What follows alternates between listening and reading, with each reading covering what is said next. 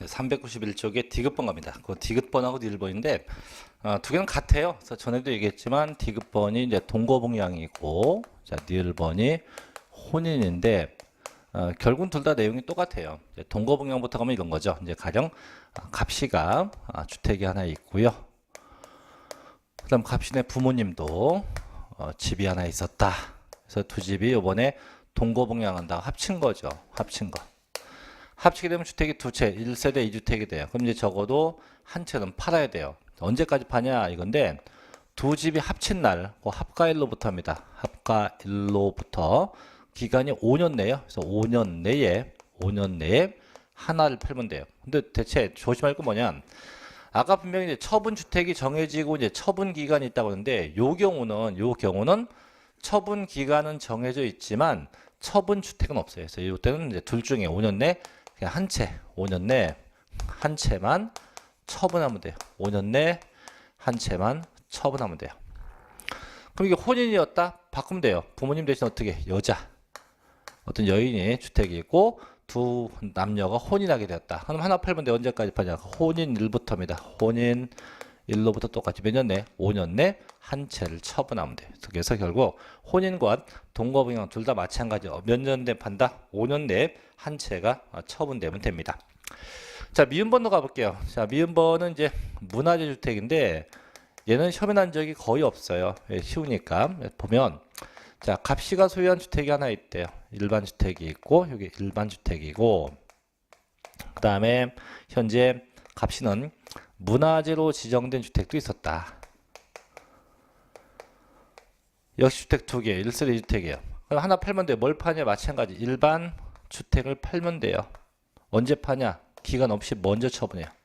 먼저 처분하면 돼요. 먼저. 그래서 일반 주택은 먼저 처분한다. 그럼 아까 상속도 일반 주택이었죠? 그럼 얘를 먼저 팔고 지금도 일반이죠? 그래서 무조건 이렇게 일반자 붙은 건 처분 기간이 없이 무조건 먼저 처분하면 됩니다. 뭐 간단하죠?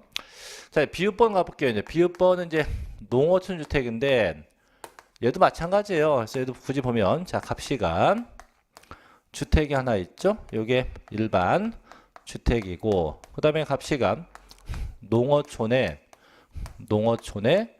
주택이 하나 또 있다. 두 개인데 결국은 얘도 뭘 파냐? 일반 주택을 먼저 팔면 돼요. 먼저. 그래서 얘를 먼저 처분하면 비과세 요건이 돼요. 다만 조심할 게 있어요. 뭐냐면 이 농촌 주택이 셋 중에 하나야 돼요. 첫째는 이게 상속받은 농촌 주택이든가 둘째는 이농주택이든가 셋째는 귀농이든가 셋 중에 하나에 돼. 셋 중에 하나. 그럼 이때 더 조심할 게 이거예요. 얘가 상속받은 주택이나 이농주택 이렇게 농촌주택하고 일반이 있으면 그냥 일반 주택을 먼저 팔면 돼요. 하지만 조심할 게 이거예요. 일반 주택하고 귀농주택이 맞붙으면 이때는 물론 일반 주택을 파는 건 맞는데 언제 파냐? 이때는 귀농주택 취득일로부터 5년 내에요. 5년 내에 처분입니다. 그래서 요거는 좀 달라요. 그래서 이 두 개하고 일반이 있으면 그냥 기간에 관계없이 먼저 팔지만 귀농주택하고부터 어떤 거? 귀농주택을 먼저 귀농주택 산 날부터 5년 내 일반 주택이 처분되어야 한다는 겁니다. 이렇게. 그래서 요것도 뭐 나머지 읽어보시면 돼요. 그래서 맨 밑에 보면 391쪽 맨 밑에 가면 상속주택 조건이 있죠. 피상속인이 5년 이상 거주. 둘째 점 이농주택 누가? 이농인이 5년 이상 거주. 셋째 귀농주택 있죠. 영농이나 영어 목적인 귀농주택에서 넘겨보시면 자, 어디 핵심 체크 맨 밑에 봐요. 392쪽 맨 밑에 보면 귀농주택 요건이 있죠. 첫째 고가주택이 아닐 것. 둘째 1000제곱미터 이상의 농지를 소유할 것. 셋째 660제곱미터 이상의 이내 대지 면적이 이내일 것. 그 다음에 맨 밑에 귀농 후 3년 이상 반드시 거주 경작할 것. 그런 요건이 있는데 그래서 이렇게 뭐 참고로 보시고요. 자, 이제 시옷번 갑니다. 시옷번이 이제 실수의 목적인데 얘도 아까 기억번처럼 이사 가는 거 똑같아요. 즉 이런 겁니다. 갑씨가 주택이 하나 있어요. 이게 일반 주택이고 그 다음에 이사 가려고 집을 사요. 신주택을 취득합니다. 주택 두 개죠. 하나 팔면 뭘 파냐? 종전주택, 전에 있었던 주택을 처분하면 됩니다. 이건 똑같은데 그럼 이사 가는 거와 똑같은데 차이가 있어요. 얘는 이제 이 신주택을 어디 가서 사냐? 반드시 지방에 가서 사야 돼. 지방에 가서 취득해야 돼. 지방에 가서 취득한 경우에 한정됩니다. 또 왜 이사를 가냐? 이사를 가죠. 아까 이사 간다 했으니까. 이사 가는 이유가 있어요. 왜? 학교의 취약 때문에, 근무상 형편 때문에, 질병의 요양 때문에 이런 이유로 지방에 가서 집을 사서 이사를 가는 거예요. 요 단서가 꼭 붙어요. 이게 붙어요. 자, 팝니다. 언제 파냐? 이제 이 집 산 날부터가 아니고 이 이사를 가게 된 이유, 이 사유 해소일로부터 3년 내 처분이에요. 아까 그냥 이사를 가는 거 언제까지? 그래 이사 가는 건 새 집 산 날부터 3년 내인데 지금은 이제 이 사유가 끝이 난 날부터 3년 내에 처분해요. 사유 해소일로부터 3년 내에 처분돼야 돼요. 그래서 이거 좀 읽어볼게요. 자, 실수의 목적이 땡땡 취약이나 근무상 영편 질병 요양 그 밖에 부득이한 사유로 인해서 취득한 수도권 밖에 있는 주택과 그 밖에 일반 주택을 국내 각각 한 개씩 소유하고 1세대가 자 언제 팝니까? 부득이한 사유가 해소된 날부터 3년 내에 일반 주택이 처분돼야 됩니다. 그래서 요 기억번하고 혼동하시면 안 돼요. 그럼 결론은 다시 한번 얘기하면 기억번부터 요 시효번까지 어떤 주택이 처분돼야 할 거며 또 몇 년 내에 처분돼야 할 건지 그 두 가지 상황들은 반드시 좀 기억하셔야 돼요. 시험에 상당히 자주 언급이 됩니다. 자, 이제 넘겨볼게요. 이제 394쪽에 세 번째 가면 돼요. 이제 몇 년 이상 보유할 것 되는데 2년 이상 보유할 것. 아까 처음에 얘기했지만 주택은 사서 팔 때까지 적어도 최소한 2년 이상은 보유가 돼야 돼요. 그래서 원칙 보니까 1세대 1주택의 요건을 갖추었다 해도 그 보유 기간이 2년 이상 돼야만 비과세돼요. 반드시 최소 몇 년? 2년 이상은 보유해야 돼요. 단 B번 거주기간이나 보유기간을 계산함에 있어서 다음의 기간이 있으면 그건 다 통산 합친대요. 첫째, 자 거주하거나 보유 중에 주택이 소실되거나 노후가 돼서 멸실되어 재건축 주택의 경우는 그 멸실된 주택과 재건축한 주택 기간을 다 합쳐요. 그게 거주했던 거건 보유했던 거건 그러니까 처음에 사서 파손될 때까지 보유기간 다시 져서 즉 재건축하고 나서 팔 때까지 기간을 합쳐서 그 기간에 간 2년 이상 되면 됩니다. B번 자 이건 이제 비거주자 국내 주소 거소가 없는 자죠. 그 자가 자 3년 이상 계속 보유하고 그 주택에서 거주한 상태로서 자 그럼 반드시 최소한 3년 이상 보유를 해야 돼요. 외국인은 자 또 거기서 거주를 해야 돼요. 그 상태에서 이제 국내의 주소를 완전히 가졌어요. 거주자 완전히 한국인이 된다면 그 기간 합쳐요. 그럼 얘가 뭐냐? 일단 외국인으로서 적어도 3년 이상 주택을 보유하고 있다가 난 한국인이 됐어. 되고 나서 1년 이상 보유했어. 그럼 얘는 합이 4년 보유한 겁니다. 원래 비과세는 거주자만 비과세 되는데 지금 이 비거주자가 거주자로 바뀌게 되면 토탈 전부 다 기간 다 합쳐서 인정해 준다는 겁니다. 자 10번 자, 10번은 이거예요. 아버지하고 나하고 함께 살고 있다가 아버지가 사망한 거죠. 내가 상속받아서 아버지가 보유했던 기간이 1년 상속받아서 내가 보유한 게 1년 합이 합쳐서 몇 년? 2년 넘었으니까 똑같이 비과세 가능하다 이거죠. 어쨌든 간에 보유기간은 뭐 이유 없어 다 합산해서 그 기간 판단한다고 보시면 되죠. 문제는 2번 예외. 그래서 원칙은 2년 이상 보유인데 참 다음에 해당한 경우에는 보유기간에 제한을 받지 않습니다. 즉 2년 보유 안 해도 비과세 가능하대요. 자 첫째 자 민간임대주택법에 관한 특별법에 따른 민간건설 임대주택이나 혹은 공공주택특별법에 따른 공공건설 임대주택을 취득해서 양도한 경우 쉽게 얘기하면 임대주택을 양도한 거죠. 이렇게 임대주택을 양도하면 언제부터입니까? 임차 1부터 양도일까지 무슨 기간이? 거주기간이 5년 이상이면 비과세돼요. 그래서 원래는 2년 보유가 원칙인데 이렇게 임대주택을 양도했다면 보유기간은 관계없다. 단 몇 년 거주? 최소한 5년 이상만 거주하면 된대요. 또 우측에 니은번 자 니은, 디귿, 니을 세 개는 공통점이 있어요. 셋 다 묶어버리면 되는데 셋 다 공통점은 셋 다 등기에 관해 셋 다 보유기간에 하등에 관계없어요. 거주기간도 없어요. 극단적인 경우 어제 취득에서 오늘 양도도 비과세입니다. 자, 니 한번 볼게요. 주택 및 그 부수토지의 전부나 일부가 공익사업을 위한 토지 등의 취득 및 보상하는 범죄에 의해서 협의 매수되거나 수용됐다. 쉽게 수용된 겁니다. 자, 수용되면 아예 기간 제한을 받지 않는다는 거죠. 자, 디귿번도 마찬가지예요. 해외이주법에 의한 해외이주로 세대전원이 출국합니다. 외국 나가는 거죠. 이때도 기간 제한 없어요. 다만 조건이 붙어요. 출국일 현재 1주택을 보유하고 있는 경우로서 적어도 출국일로부터 2년 내는 양도돼야 돼요.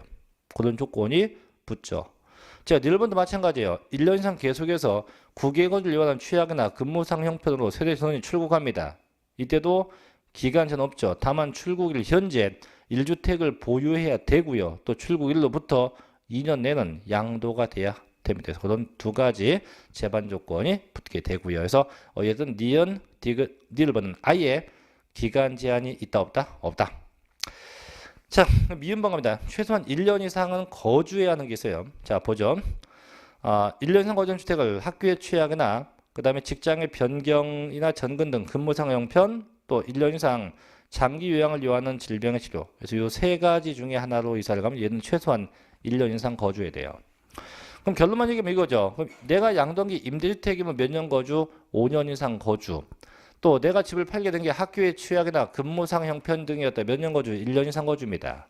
다만 아예 보유건, 거주건 관계없는 게 있죠. 수용되거나 그 다음에 국외 출국한 경우 이 경우는 아예 기간 제한이 없다. 그래서 앞에 있었던 주택이 두 채인데 이제 하나로 보는 케이스하고 지금 방금 봤었던 이 보유 기간의 예외에 대해서는 반드시 꼭 기억을 하셔야 됩니다. 그래서 아예 얼마나 중요하면 그 다음에 396조 가면 제가 중간에 써놨어요. 핵심 체크해 보면 보유 기간 2년 예외에서 나와 있죠. 중요한 것도 반드시 숙지해야 된다 해서 임대주택은 5년 이상 거주, 수용된 것은 아예 관계없음, 세 번째 해외이주도 관계없음. 다만 해외이주의 경우는 적어도 출국일로부터 2년 내 처분해야 한다. 네 번째, 최소한 1년 이상 거주해야 되는 거. 그래서 취약이나 근무상 형편, 질병 요양 이렇게 되는 경우죠. 그래서 항상 이때는 무조건 보유기간 예외 규정을 갖는다는 거 꼭 알아둬야 되고요.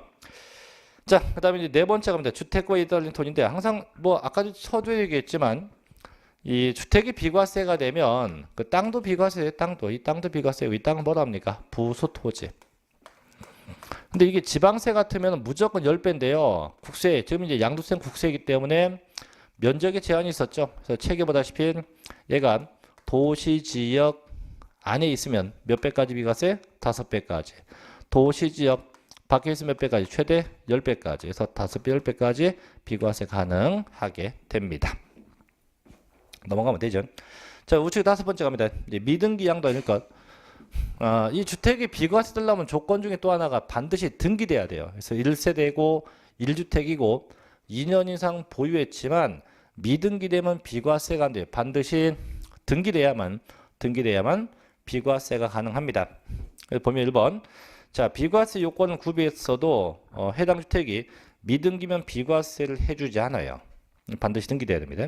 다만 1세대 1주택으로서 요게 중요한 건데 건축법에 의해서 건축허가를 받지 않아서 등기가 불가능했다. 요거는 그럼 등기가 불가능한 모든 건물이 아니고요. 1세대 1주택에 대해서만 등기가 안 돼 있을 때 등기된 것으로 인정을 해 줍니다.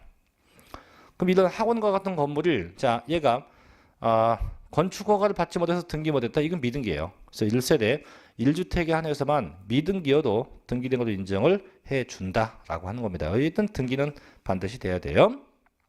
자, 넘겨볼게요. 자, 6번입니다. 겸용주택인데 요거는 오래 난리 없어요. 또 이제 뭐 있으니까 볼게요. 자, 겸용주택의 판단입니다.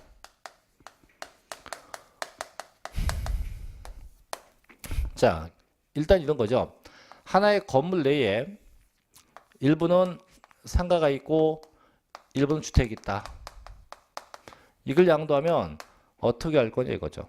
어떻게 하기는 무조건 면적 갖고 따져요. 면적 갖고 구분합니다. 어떻게?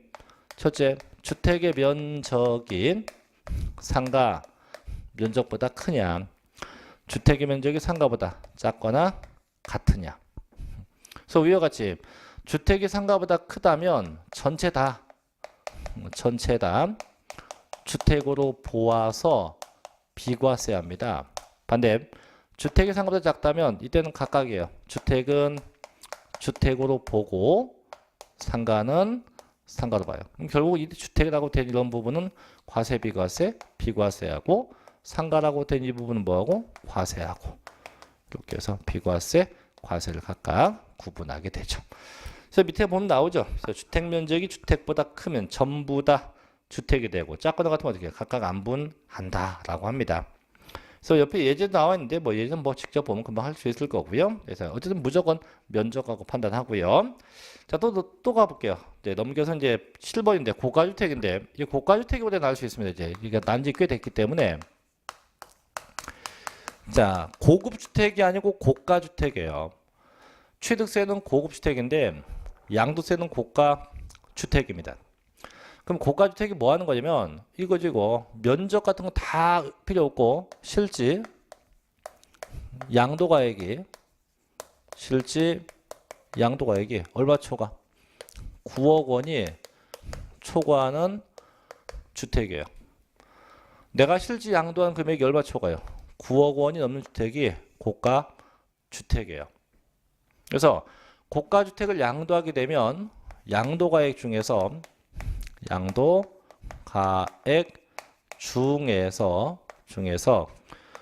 9억 원까지는 비과세 해줘요. 비과세 해주고 9억 초과분 9억 원 초과분만 과세. 그래서 9억까지는 비과세 가능하지만 9억 초과된 이 부분은 과세예요.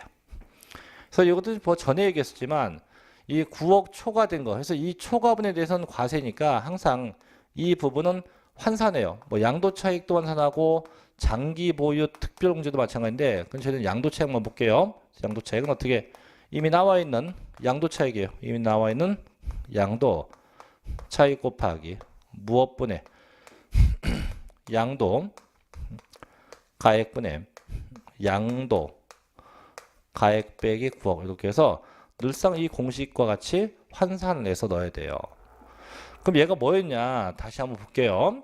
자, 어떤 주택이 있는데 이 주택이 전에 자, 취득한 가격이 8억 원이었고요. 이번에 양도한 금액이 12억이었다. 12억이었다.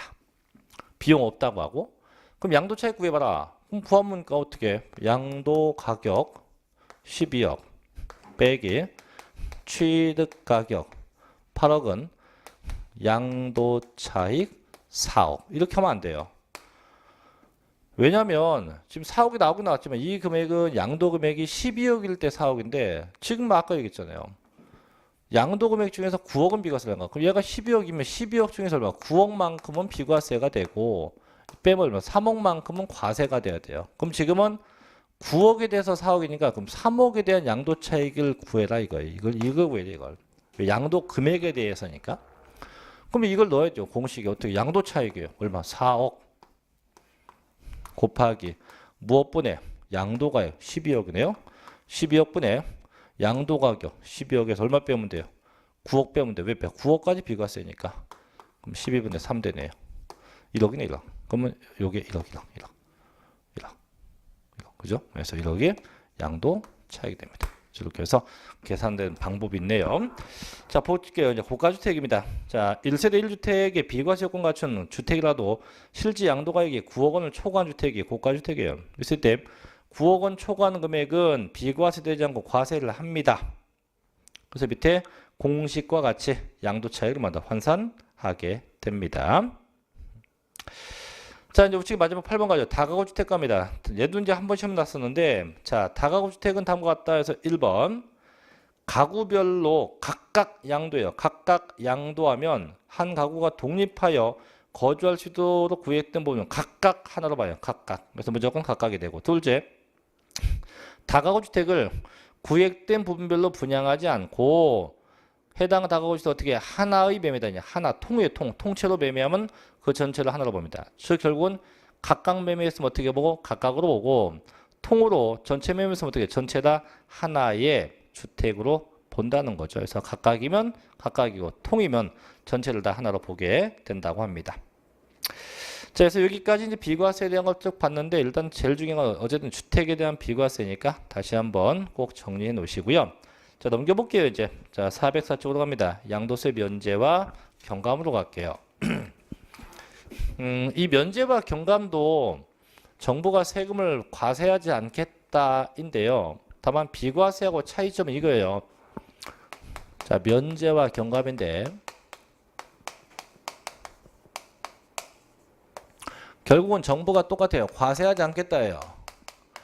다만 얘는 비과세하고 차이점은 별도의 신청을 꼭 해야 돼요. 반드시 신청해야 한다. 이런 조건이 있는데 그래서 보니까 자, 면제 경감인데 1번 보니까 면제에서 1번 영농조합법인에 대한 면제, 2번 영어조합법 면제, 3번 농업회사법 면제인데 거기까지 읽어보고요. 자, 중요한 건 4번입니다. 4번 체크해요. 8년 이상 작용한 농지에 대한 면제입니다. 그럼 제가 한번 해볼게요. 결론 이거예요. 뭐냐면 자, 제목이 나왔죠. 8년 이상 작용한 농지. 자, 그럼 가령 갑시가 농지를 샀어요. 농지를 취득해서 나중에 이 농지를 판 겁니다. 농지를 양도하면 자, 취득해서 양도하면 양도세 있다 없다? 없다 그 얘기예요. 다만 조건이 반드시 농지가 있는 곳, 자, 농지 소재지에서 꼭 조건이 8년 이상 거주 경작이에요. 반드시 8년 넘게 거주 경작돼야만 이때 양도세가 면제돼요. 반드시 몇 년? 8년 이상 거주 경작해야 돼요. 그럼 농지 소재지가 어디니? 어디긴 뭐 농지 있는 곳 아니면 농지와 연접한 시군구 또는 농지로부터 직선거리로 30km 이내의 지역인데 그냥 농지해관 소재지예요. 그럼 대체 얼마까지 면제됩니까? 무한대가 아니고 최대 1년에 1억이에요. 1억. 그 다음에 5년간 최대 3억 원까지 면제예요. 그래서 1억 5년간 최대 3억까지 면제가 됩니다. 자, 읽어볼게요. 자, 404쪽에 4번 1번입니다. 자, 농지 소재지에서 거주하는 대통령령으로 정하는 거주자가 8년 이상입니다. 이상 쭉 내려오면 있어요. 자, 대통령령이 자, 하나, 둘, 셋, 넷, 다섯 번째 줄 중간에 정하는 방법으로 직접 경작한 토지 중 대통령령이 정하는 토지 양도로 인해서 발생한 소득은요 100분의 100에 상당한 금액을 감면 면제해 줍니다. 그래서 일단 8년 이상 경작하면 양도세가 면제돼요. 그럼 대체 얼마까지 면제인데 우측으로 가요. 바로 405쪽 맨 위에 가면 세 번째 줄 1년에 1억이에요. 1억. 5년 동안 누적이 얼마? 최대 3억 원까지 면제받게 돼요. 그래서 1년에 1억, 5년 동안 최대 3억까지 면제받게 됩니다. 그럼 이게 상속받으면 어떻게 하냐? 상속받으면 밑에 봐 2번. 상속받은 경우대 기억번 상속인이 상속받은 농지를 1년 이상 계속하여 경작한 경우 다음의 기간은 상속인이 경작한 거로 본다. 그래서 피상속인이 취득해서 경작한 기간. B번 피상속인의 배우자로부터 상속받아서 경작한 사실이 있는 경우 피상속인의 배우자가 상속받아서 취득한 경우. 즉 결론 뭐냐면 상속받게 되면 돌아가신 분이 농사진 기간하고 상속인이 농사진 기간을 합쳐서 8년 이상만 되면 됩니다. 몇 년? 8년 이상만 되면 돼요. 다만 B번, 니은번. 다만 상속인이 상속받은 농지를 1년 이상 계속해서 경작하지 않았대요. 않았더라도 상속일로부터 3년 내에 자, 그게 양도되거나 수용이 되면 그때는 3년 된 이상 농사진 걸로 본대요. 뭐 그건 큰 의미 없는 건데 어쨌든 그럼 중요한 결론은 이거예요. 상속받게 되면 누가 돌아가신 분이 농사진 기간, 상속인이 농사진 기간 합쳐서 몇 년? 합쳐서 합이 8년 이상이면 가능하다는 거죠. 다음은 맨 밑에 세 번째. 자, 8년 이상 작용한 농지를 양도한 경우로서 출국 후 2년이 경과되면 이땐 가면 안 돼요. 그럼 아까 저희가 주택도 외국 나가게 되면 출국 후 2년 내 처분했었죠. 그럼 농사꾼도 똑같아요. 농사꾼도 내가 8년 농사를 짓는 이 땅을 판다면 외국 나갈 때 판다면 언제? 출국일로부터 2년 내에 처분돼야 면제를 받는 거지 2년 경과되면 절대 면제받지 못합니다.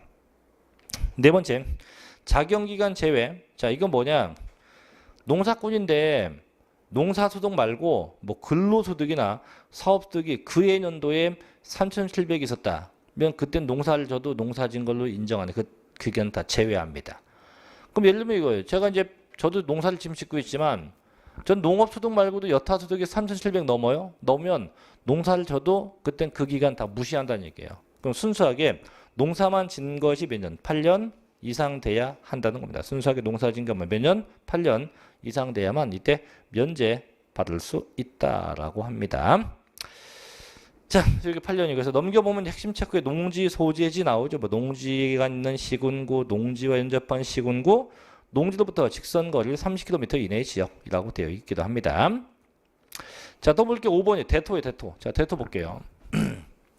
자, 대토인데, 그럼 대토는 뭐 하는 거냐? 대토는 밑에 동그라미 2번이 있고 우측에 동그라미 3번이 있는데, 대토의 형태는 두 가지예요. 2번의 방법이 있고 3번의 방법이 있는데 둘 다 똑같아요. 자, 2번의 방법은 뭐냐? 대토 방법이 이거예요. 자, 종전에 농지가 있었고요. 얘를 팔아요. 처분하고 다시 신농지가 취득되는 거. 여기 대토고요. 여기 2번, 번호는 3번이지만 두 번째 방법은 종전 농지가 있는 상태에서 자, 신농지를 사요. 신농지를 취득합니다. 취득하고 그다음 다시 종전 농지를 처분해요.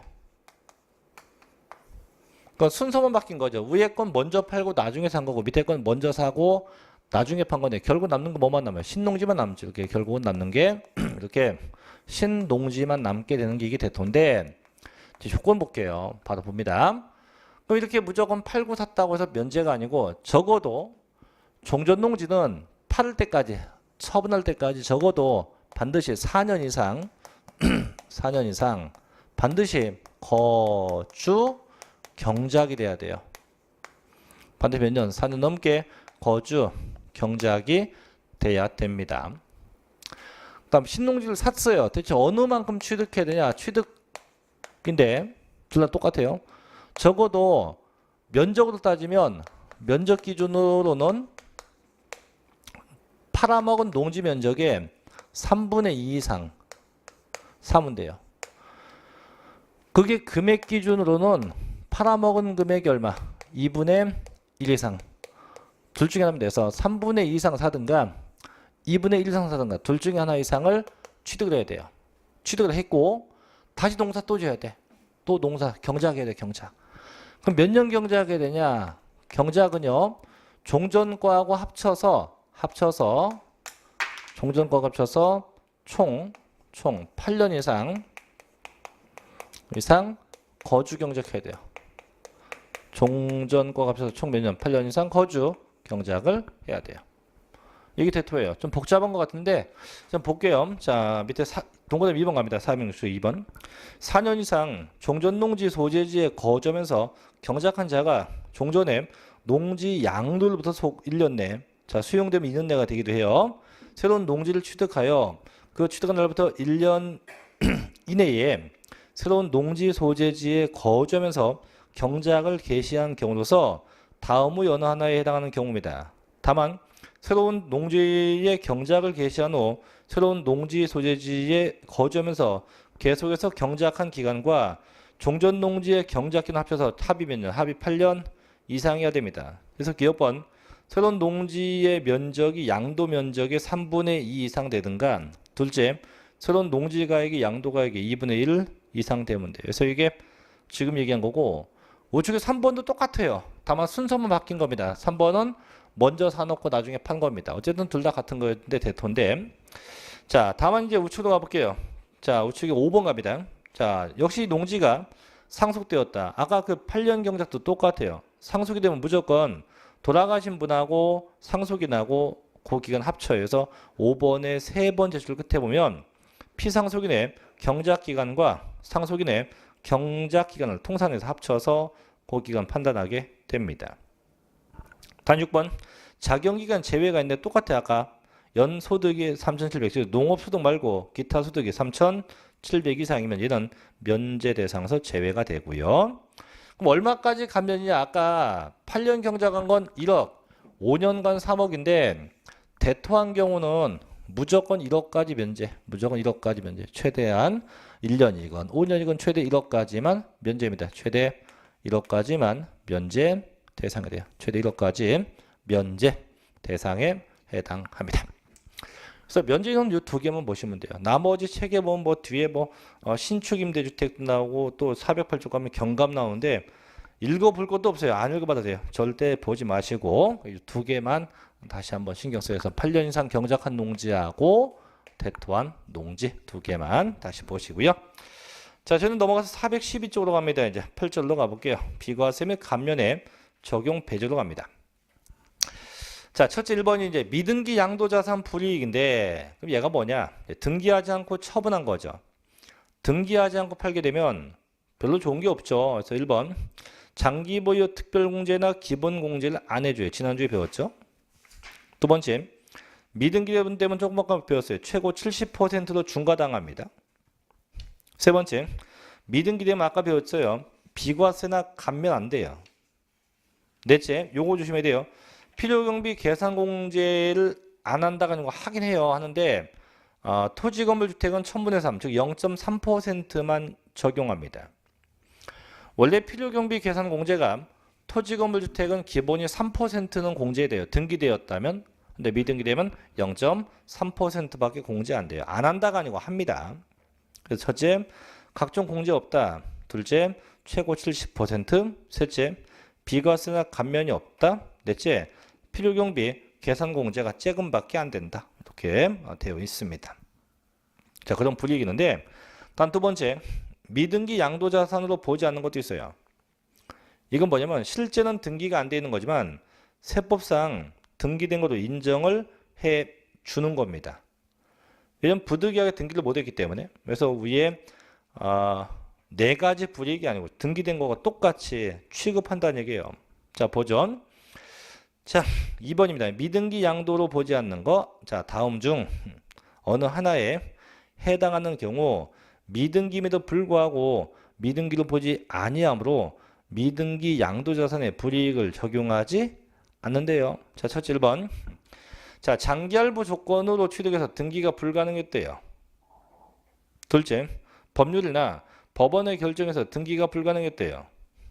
셋째, 비과세 농지 교환하거나 분합한 농지, 또 대토한 농지, 8년 이상 경작한 농지 딱 그 네 가지만 됩니다. 4번 아까 얘기했던 거죠. 1세대 1주택으로서 건축법에 의한 건축허가를 받지 아니하여 등기가 불가능한 자산. 등기를 하고 싶은데 못했네요. 그죠? 다섯 번째, 상속에 의한 소유권 이전 등기를 하지 아니한 자산으로서 공익사업을 위한 토지 등 취득 및 보상하는 범위에서 자, 그 해당 사업 시행자에게 양도했다. 즉 상속받자마자 수용된 거죠. 그럼 수용되면 등기할 시간이 없었을 거 아니에요. 그죠? 여섯 번째, 6번은 환지입니다. 자, 환지는 언제 등기해요? 환지 처분 공고일 다음 날이죠. 근데 지금은 도시개발 사업이 종료되지 않았대요. 즉 환지 처분 공고일 전에 양도한 겁니다. 그럼 등기를 안 한 게 못한 거니까 등기된 걸로 인정해 준다 이거죠. 일곱 번째, 자, 건설업자가 도시개발법에 따라서 공사용역 대가로 취득한 채비지를 양도했다. 자, 채비지도 언제 등기해요? 환지처분 공고일 다음 날이죠. 근데 지금 보다시피 환지처분 공고 전에 양도했기 때문에 이것도 또한 마찬가지 미등기여도 등기된 걸 본다 이거죠. 그래서 1번부터 7번까지는 실제는 뭔데 미등기이지만 부득이 등기를 못한 거니까 세법상 등기된 걸로 인정해 준다. 인정해서 과세 비과세 해줄게 그런 얘기죠. 비과세가 아니 참 등기된 걸 봐서 불이익을 주지 않을게 그런 얘기가 되는 거죠. 자, 또 3번 갑니다. 자, 뒤에 이제 거래가액 불성실에 대한 불이익인데 이건 또 뭐냐? 저희가 이제 보통은요 부동산을 매매할 때 이 거래 불성실인데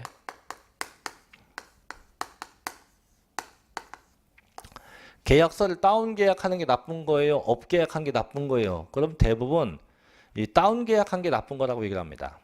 근데 저희 법은 다운 계약도 나쁜 거고 업 계약도 나쁜 거로 봐요. 그럼 얘가 어떤 거냐? 이런 겁니다. 자, 갑시가 주택이 하나 있어요. 여기 현재 1세대 1주택 2년 이상 보유가 된 상태예요. 그럼 이런 상태라면 이 주택은 현재 팔게 되면 매매가가 9억이 넘지 않으면 주택은 비과세가 성립이 돼요. 비과세 대상 주택이 됩니다. 근데 이걸 팔았어요. 이번에 누구한테? A에게 이 주택을 양도했어요. 얼마 양도했냐? 양도한 금액이요. 자, 실제 양도한 금액이 3억이요, 3억. 자, 9억이 넘지 않았습니다. 넘지 않았으니까 당연히 비과세 되겠죠. 근데 이 A가 이 매도자 갑에게 부탁을 합니다. 죄송한데 이중계약 좀 씁시다. 어떻게? 3억 5천에 좀 써주시오. 3억 5천에. 근데 갑이 곰곰이 생각해 보니까 3억 5천에 써줘도 갑은 손해볼 게 없어요. 왜? 9억이 넘지 않으면 되니까. 써줬어요. 3억 5천에. 근데 나중에 안 걸리면 돼. 걸렸다. 걸리면 나중에 갑은 자기가 비과세 받은 금액에서 일정 부분을 토해냅니다. 빼기. 토해내요. 어떻게? 민.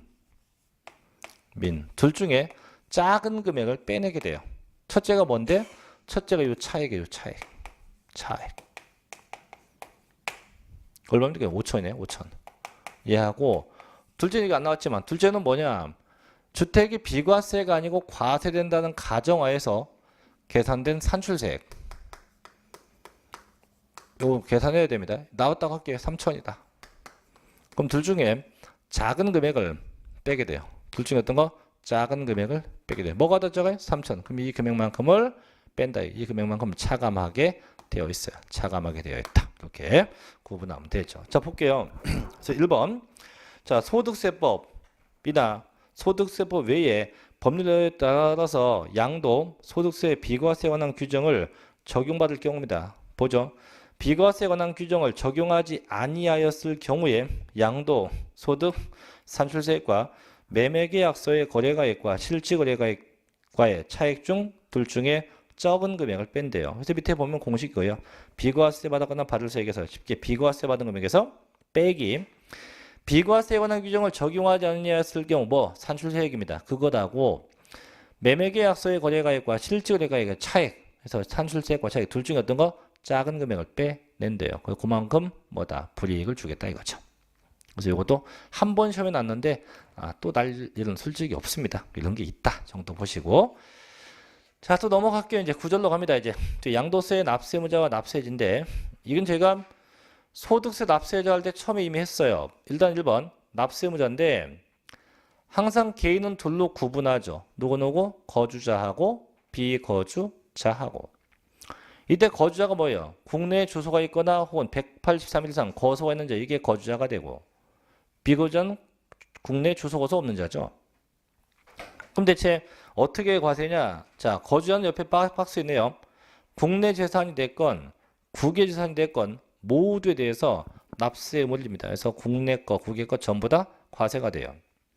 대신 비거주자는 뭐만 과세입니까? 국내 소득에 대해서만 과세해서 거주자는 국내 국외 거 모두 과세, 비거주자는 국내 소득에 대해서만 과세하게 된대요. 쉽죠, 이런 건. 두 번째, 상속에는 납세무 승계인데, 자, 부모님이 소득이 있었고 그 상태에서 사망하게 되면 자식에게 전부 다 상속이 돼요. 그래서 피상속인에게, 즉 사망하신 분에게 부과된 소득세에 대해서는 상속인에게 납세의무가 승계돼요.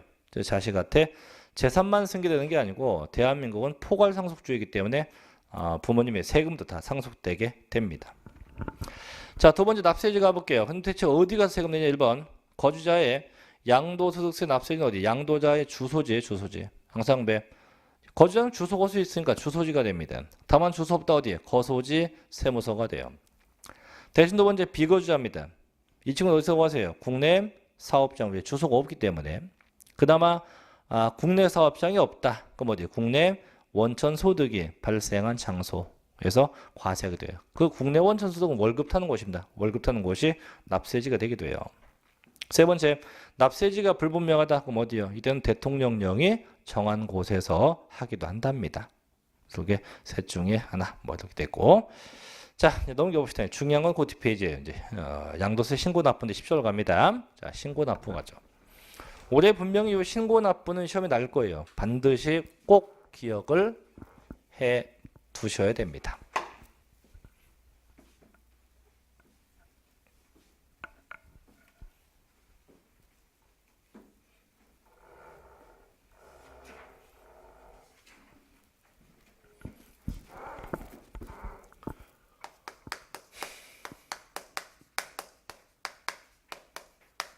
자, 신고납부인데 보통은 양도자의, 물론 뭐 양도자가 거주자일 텐데 양도자의 주소지 세무서에 가서 신고해요. 보통 어디 양도자의 주소지 세무서에 가서 신고하는 게 일반적인데, 이 신고납부는 두 가지가 있어요. 첫째는 예정신고납부 예정 신고납부가 하나 있고요. 둘째 뭐가 있냐면 확정신고납부 확정신고납부, 이렇게 두 가지가 있어요. 예정신고납부가 있고 확정신고납부가 있다. 이때 자, 둘 다 공통점은요, 양도차익이 없어도 신고해야 되고 양도 차손이 있어도 신고돼요. 저 세금 내기 이건 없건 간에 반드시 신고는 해야 됩니다. 이때 그럼 예정 신고를 했다면 굳이 확정 신고는 또 할 이유 없어요. 굳이 안 해도 됩니다. 다만 가끔은 예정 신고를 했어도 확정 신고를 또 하는 경우도 있기도 해요. 근데 거의 없는데 뭐 이런 경우도 있습니다. 근데 이건 없어요. 세 번째, 예정 신고 안 하고 확정 신고한다, 이런 규정은 없습니다. 그래서 두 가지만 있지 마지막 규정은 없다 이거죠. 없다. 그럼 시험에 나오면 뭐가 납니까? 반드시 나면 예정 신고예요. 자, 예정 신고가 특히 두 가지가 있어요. 양도한 게 부동산이냐, 쉽게 부동산 등이죠. 등이냐 아니면 주식이냐. 그래서 부동산 등이 양도된 건지 주식인지. 다시 부동산 등이 이게 세 가지가 있는데, 첫째는 일반적 경우가 있어요. 그럼 언젠가 보죠. 일반적 경우는 양도했다면 예정신고 있대요. 자, 일반적 경우 양도했어요. 즉 양도했다는 건 전부 다 대금이 청산되었다고 보면 돼요. 대금이 청산되었다. 요게 6월 20일이다 가령. 그럼 이날 양도했으면 언제까지 신고하냐? 양도일 속하는 그 달의 말부터입니다. 달의 말. 그 달의 말부터요. 말부터 몇 개월? 하나, 둘 해서 2개월 내입니다. 2개월 내. 그럼 언제? 6월 30일부터죠. 2개월이면 7, 8, 8월 30일까지 해서 요 기간에 신고되면 돼요. 요 기간에 신고가 되면 돼요. 여기 일반적 경우고, 둘째, 자, 허가구역이다. 토지거래 허가구역이었다 라고 합니다. 그러면 언제까지냐? 똑같아요. 자, 양도했어요. 즉 대금이 청산됩니다. 언제? 6월 20일에. 그 다음에 한 달 뒤에 토지거래 허가구역이다 보니까 허가받았어요. 허가. 언제? 7월 20날 허가받게 되었다. 그러니까 언제까지 신고하냐? 얘는 허가일 기준. 그래서 허가일에 속하는 마찬가지. 그 달의 말일부터. 그 달의 언제부터? 말일부터. 그럼 7월 31일 되겠네요. 이때부터 하나, 둘 똑같아. 2개월 냅니다. 2개월 내. 언제까지? 8, 9, 9월 30일 이 기간에 신고하면 돼. 이 기간에. 자, 세 번째는 특히 더 조심. 요번에 신설된 건데 부담부 증여인데요. 부담부 증여인데, 자, 한번 볼게요. 6월 20날 6월 20날 채무 인수했어요. 부담부가 채무 인수가 부담부니까 인수했다. 그러면 그 채무가 인수된 날, 이날에 속한 달의 말부터입니다. 그 달의 언제부터? 말로부터. 언제? 6월 30일부터. 조심해야 돼요. 얘는 하나, 둘, 세 개입니다. 2개월 내가 아니고 3개월 이내의 신고입니다.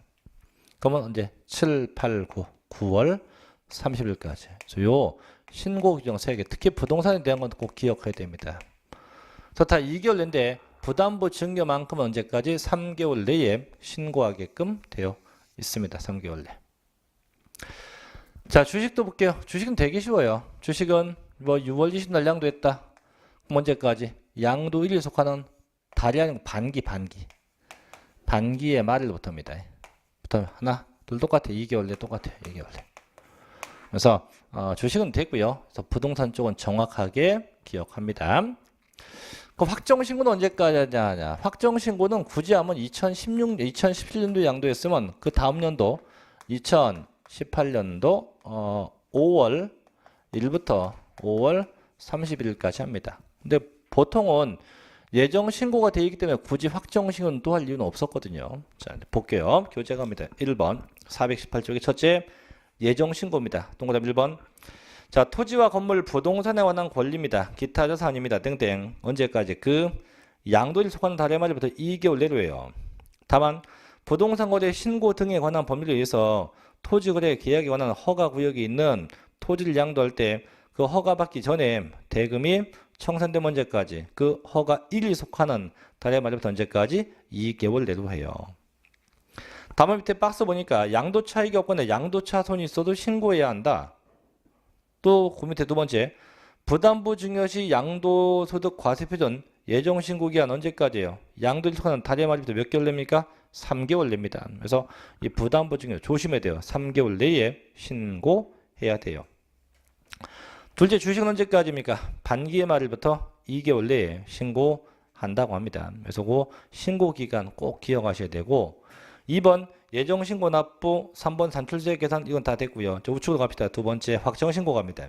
첫째 1번 해당 과세 기간에 양도 소득 금액이 있는 거주자는 그 양도 소득 과세 표준을 그 과세 기간의 다음 연도 5월 1일부터 5월 31일까지입니다. 까지 납세지관을 세무서장에게 신고해야 한다. 마찬가지 이때 해당 과세 기간 중에 과세 표준이 없거나 결손금이 있어도 똑같이 적용해요. 즉 세금 낼 게 있거나 반드시 뭐다 신고는 해야 한다.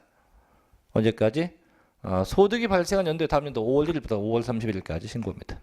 그래서 이 신고에 대한 거 꼭 특히 예정 신고는 반드시 기억을 해 놓으셔야 됩니다. 자, 그 다음 이제 가산세인데 좀 쉬었다가 이제 421쪽에 요거 많이 쉬었다가 요거부터 정리하고 요거 지우지 마시고요. 쉬었다가 가산세부터 마저 다 정리하겠습니다. 좀 쉬었다 할게요.